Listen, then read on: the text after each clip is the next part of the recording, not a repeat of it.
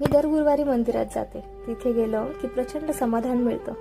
मनात सुरू असलेलं असंख्य गोंधळांचं वादळ इथे येऊन शांत होतं. जसं मी त्या मुख्य द्वाराच्या उंबरठ्याला ओलांडण्या अगोदर त्याच्या पाया पडते, तिथे मान मोठ्या आदराने झुकते. वर मंदिराकडे जात असताना डाव्या बाजूस असणारे विठ्ठल रखुमाईचे छोटे राऊळ मला नेहमी तुकोबारायांच्या मनात असणाऱ्या त्या पंढरीत असलेल्या विठुरायाची आठवण करून देतं. पुढे पायऱ्या चढून गाभाऱ्याच्या डाव्या बाजूला असलेल्या पाणी टाक्याजवळ हातपाय धुवून नंतर हातात ओंजळभर घेतलेलं पाणी तुळशी वृंदावना शेजारी असणाऱ्या शंकराच्या पिंडीवर सोडताना मला एकाच गोष्टीची जाणीव होते, आणि ती म्हणजे आयुष्याची सुरुवातापासून ते अंतहापर्यंत सारं काही शिव आहे.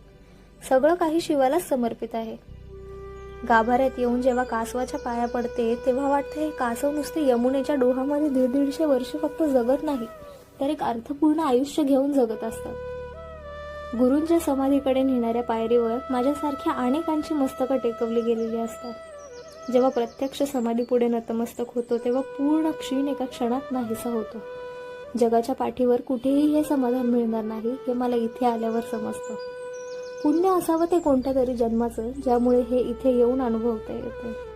आजपर्यंत जे गुरु आपण मला आणि माझं आयुष्य जसं कायम तारलं आहे त्याच्यासाठी मी आपली कायम ऋणी राहील आणि कायम आपल्या सेवेत कृतज्ञ असेल.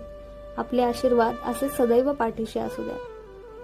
कदाचित याचमुळे ज्ञानोबाराय त्यांच्या एका अभंगामध्ये म्हणतात की श्री गुरु सारिखा असता पाठी राखा, इतरांचा लेखा कोण करी.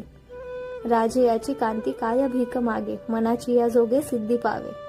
कल्पतरू तळवटी जो कोणी बैसला, काय वाणी त्याला सांगी जोजी. ज्ञानदेव म्हणे तरलो तरलो, आता उद्धरलो गुरु कृपे.